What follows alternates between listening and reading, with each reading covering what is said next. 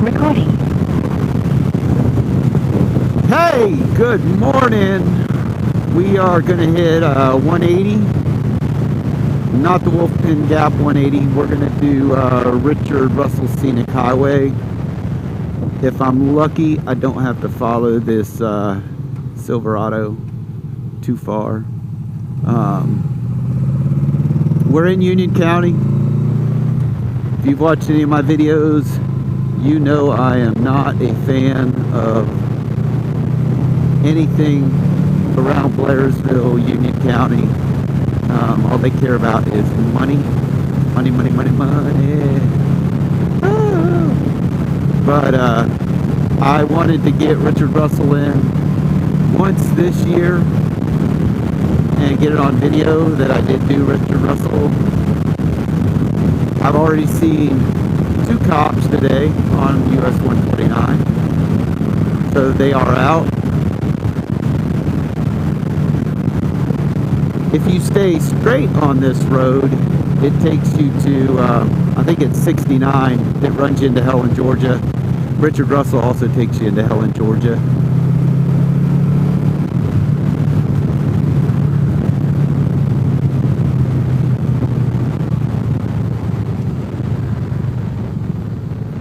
And here it is. The speed limit is now 35 miles an hour. That, to me, that is just incredible. Incredible.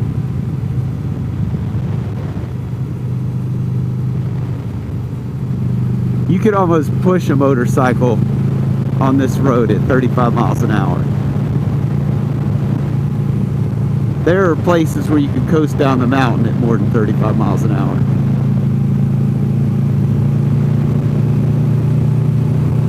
But since I don't know what the law enforcement presence is going to be on Richard Russel today, I'm hoping that because the skies are kind of overcast, it is supposed to rain this afternoon. Maybe we won't see any law enforcement. Well, what is this nonsense?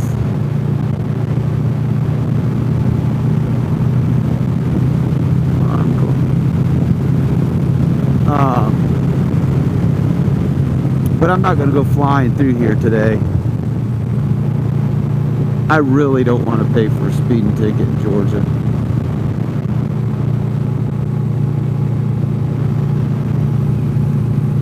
Besides that, I'm on the VFR Deluxe. Funny story.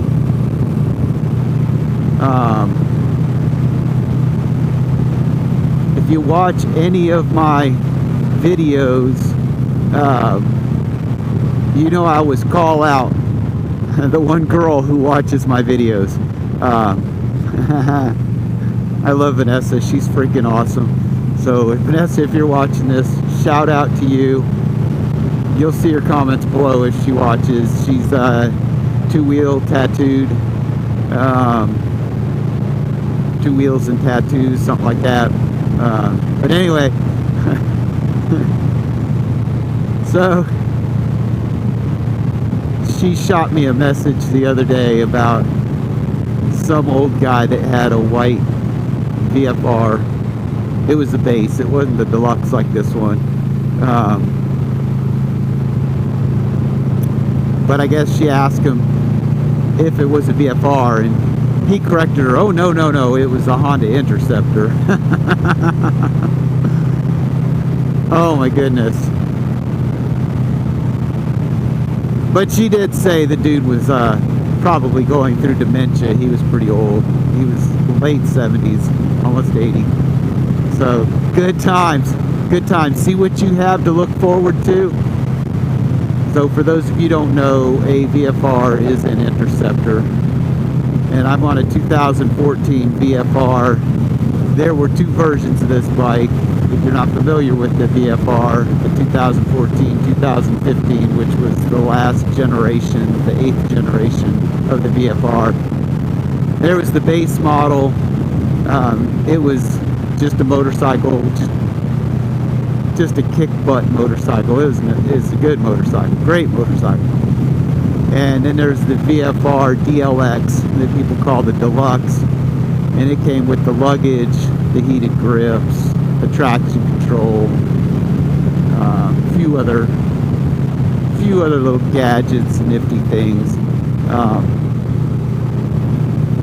and it was considerably more money than the base model.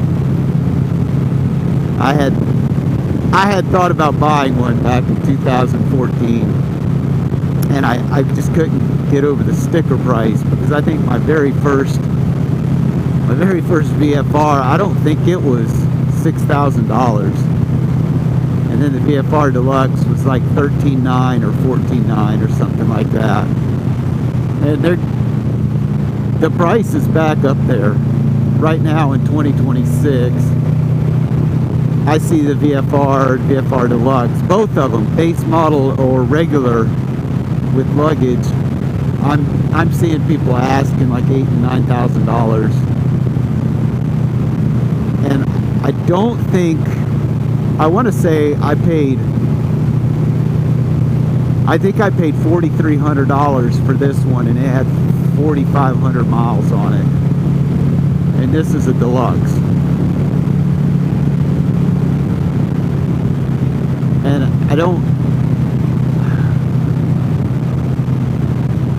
I'd like to say I'm a VFR connoisseur, but I don't feel that a 2014 VFR is worth more than maybe $5,500. I could be wrong.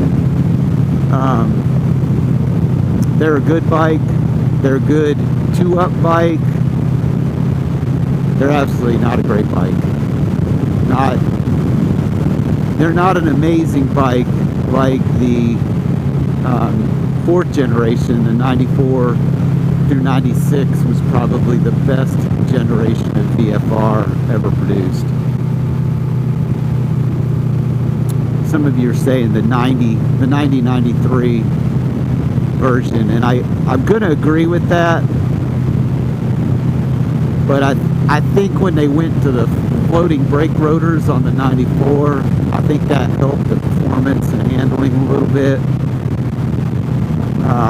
And I think that the 94 VFR looked a lot better than the 93 VFR. Let me know what you think in the comments, because I'm interested. And you already know that I have a 5th generation. I have the second generation of the 5th generation. So 98 and 99 didn't have emissions and catalytic converter, and then the 2000-2001 did. However, I put the Two Brothers full system on mine to get away from that. But look how beautiful this road is.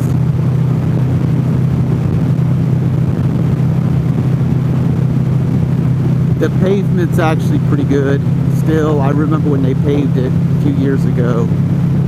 The pavement's still holding up good. But there is no reason for this to be a 55 miles an hour road.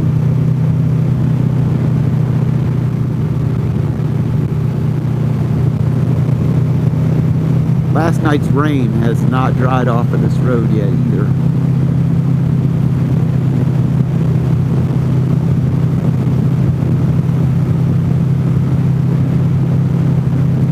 So I guess we need to watch for falling rocks. So watch. You seen them? You seen them?